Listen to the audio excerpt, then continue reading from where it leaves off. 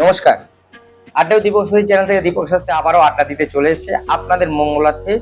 আপনাদের সাথে আমি ছোট্ট একটা গল্প করছি, সেই গল্পটা আপনাদের দুঃসময় কেটে যাবে।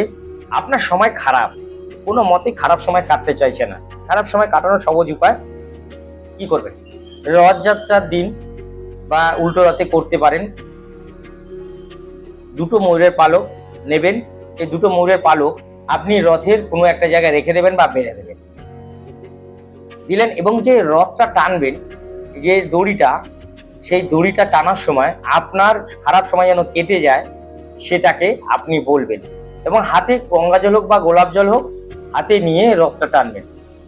সেই দড়িটা টানার পর আপনার হাতে যে জল বা গোলাপ জল বা গঙ্গা জল লেগে থাকবে সেটা আপনি কপালে এবং মুখে এবং মাথায় বুলিয়ে নেবেন, এবং রথটা যখন ঘুরে আসবে ওখানে দুটো ময়ূরের পালক খুলে নেবেন।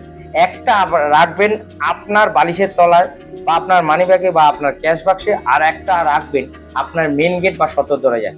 আপনার খারাপ সময় যতই থাক না কেন কাটতে বাধ্য, চ্যালেঞ্জ করে বলছি, কাটবেই কাটবে।